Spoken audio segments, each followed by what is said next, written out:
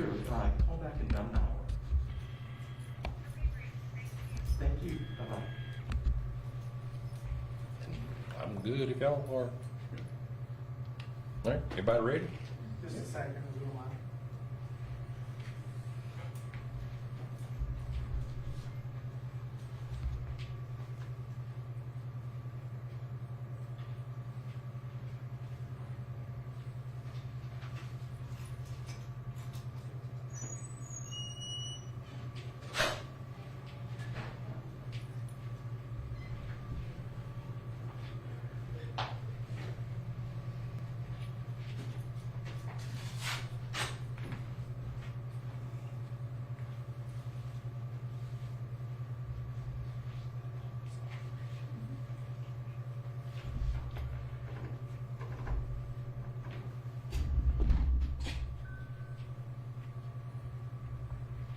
All right.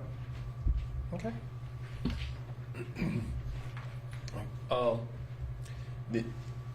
Sometime back, for a period of time, we've been wanting to take a new set of investigators and go back through the Short case. The Short family that was Michael and Mary were murdered.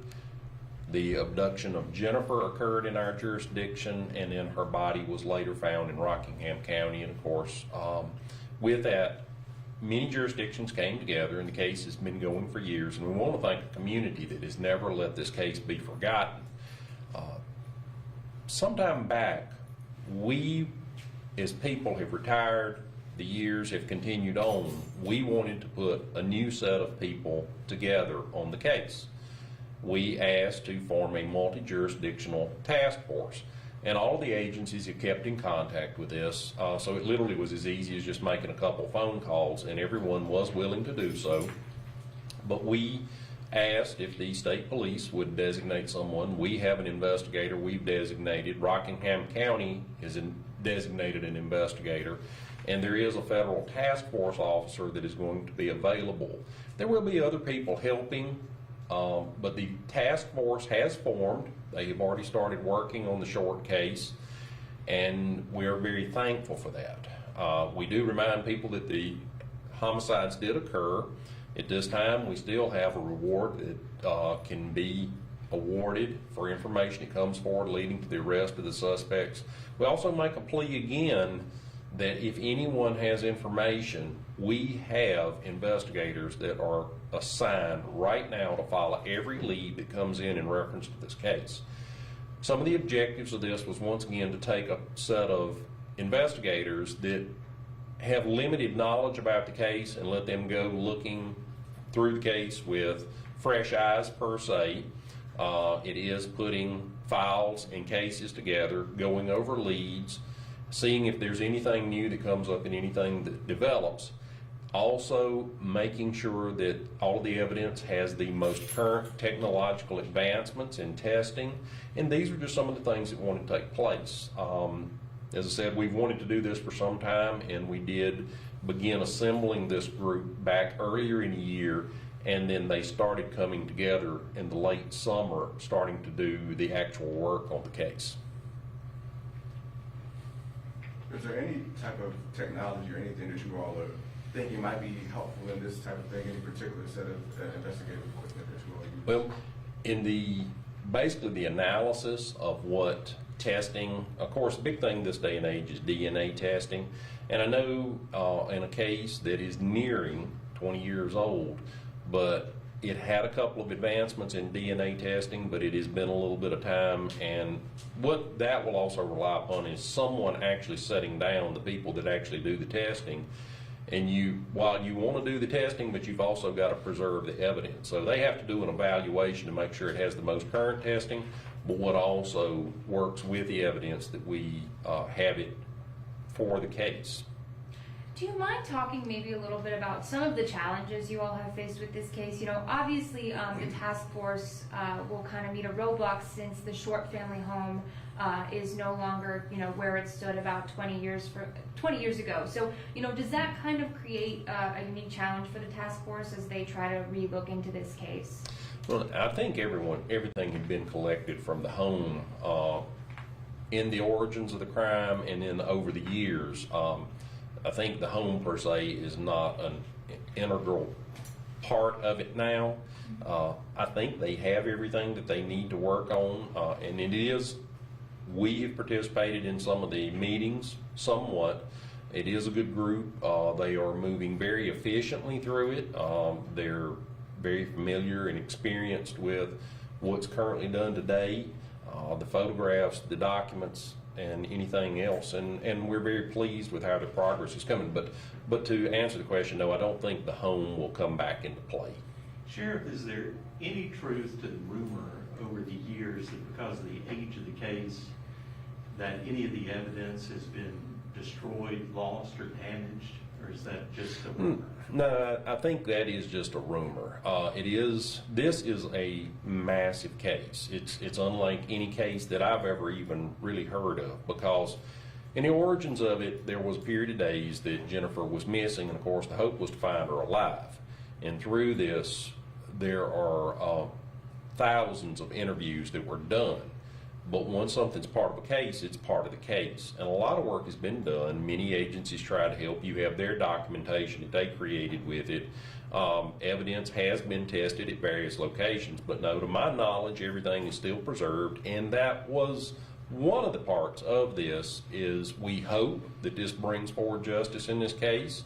But we also wanted to organize and make sure that we know where things are at, and get it in the case file in a better shape. I know there was one person that appeared before a grand jury, I think in Roanoke, as a person of interest that was from Rockingham, North Carolina, and then was determined not to be a person of interest. Is it true that that person is deceased? We'd heard that he had died somewhere out west. Well, do you know? Well, now I don't know of the parts, excluding the grand jury in Roanoke, but are you referring to Mr. Bowman? Yes. I will say, even back in the very origins of our time together, to me, you can't say anyone they're no longer a suspect until you actually solve the case. You have where the evidence leads you, and so my thoughts on it is, but no one can be ruled out until the case is actually solved. And so, why this case? Why take, such important resources to kind of solve what happened and get answers, into this specific case? Do you mind talking about the significance of it here in Henry County and obviously to the sheriff's office a little bit? Everywhere has violent crimes. And I'm nearing the 30-year mark of my time, and I have unfortunately seen a lot of the bad that humanity can do to each other. But this case was different in the fact that an entire family was wiped out. The mom and the dad, and then the abduction of the little girl, and then later finding her body. And while we want to solve any crime, but this was something that just went beyond. We've never forgotten it, the community's never forgotten it, and that was the reason that we wanted to bring everything back together, that it has been worked on, but we actually wanted to take, even in the midst of these busy and trying times, to actually put some people together and give it our best effort.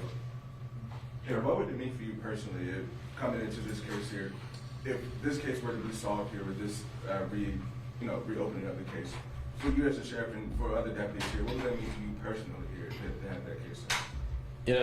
Over the course of time, I've thought, but we would just like to be able to walk up to a podium, and when I say we, it's all of the agencies that were involved, us, Rockingham, other agencies, the state police, and the federal agencies that were involved, and just say we have finally seen justice come forward on a case. A family has a resolution. We thank the community and thank the Lord for His blessings on the work, and that's it.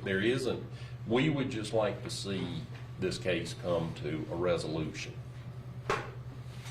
Sure. At any point, do you think you've been close?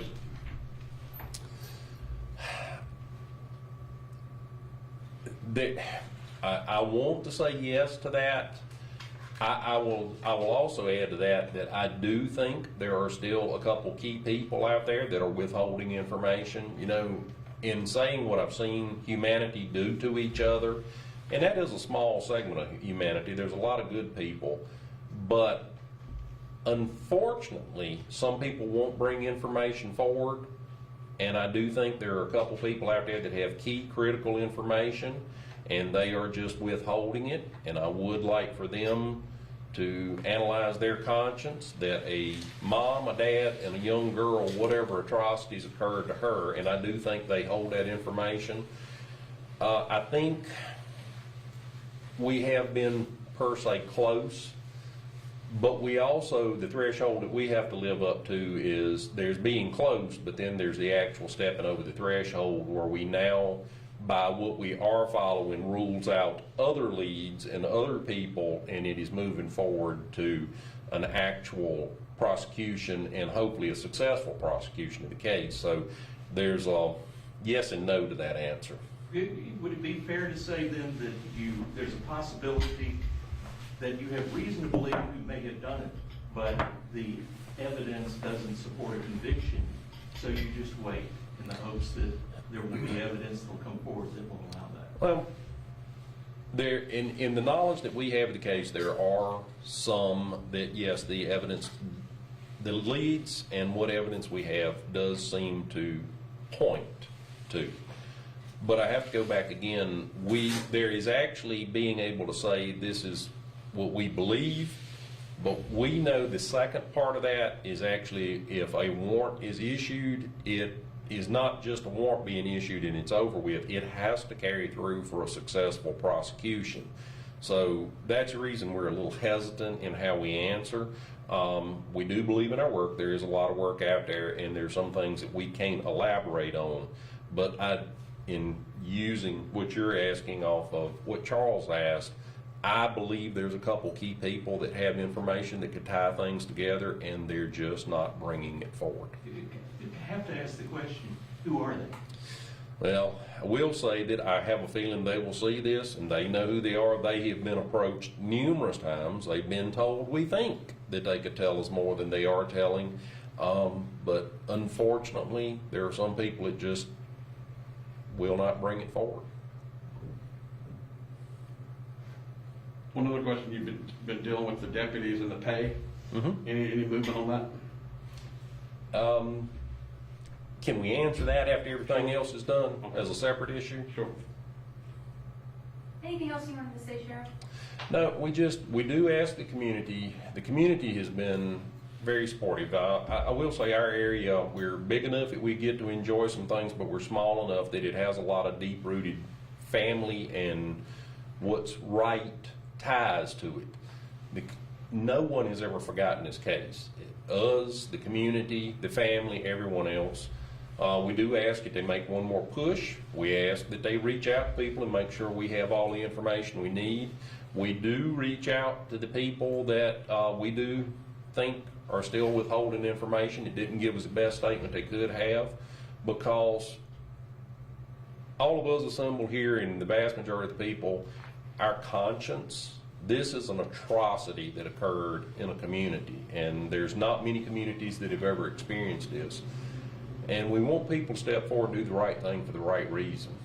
And we ask people once again just to help us. We made a plea some time back that there may have been children that knew Jennifer, that somehow she was just about old enough that she may have said something that could help solve this case. We had aimed at adults before that had information. We do think it's adults that are kind of withholding information, but it is possible that she may have been experiencing something and spoke to a friend at school, and now they're old enough that maybe they could bring something forward that could help move this case. Thank you, Sheriff. Thank you. On the deputies and the pay? We have had a meeting with the county administration, and we're not, we can't say details, but we do feel there's a positive conversation. It's moving forward, and we hope that we will achieve what we had wanted to do. You know how soon that may be? No, I mean, actually, we're talking, and it's still to the Board of Supervisors. I can't give a definitive answer. I do want to say thank you for the question, and thank you for the care about your deputies. And I will just say, we feel confident there's positive movement and a positive conversation to the Have police. you lost any more deputies since the meeting? Lost one more. All right, and we've got the reversion going on and taking over the sheriff's office. Any talks with Steve Draper on getting that moving forward? Well, I think what everybody's waiting on is what this panel, the panel reported to the, what is it, a 3-judge panel? The commission reported back to the 3-judge panel. I think everyone has to wait and see what they hand down. Good, thank you. All right. I think this one was yours. Yeah, that's mine. Thank you. Thank you, guys. Thank you so much. Yeah. All right. They haven't reported yet that they're having their meeting tomorrow, and then they'll report after the meeting tomorrow. Oh, on the On the reversion, yeah. That's actually, and then, I mean,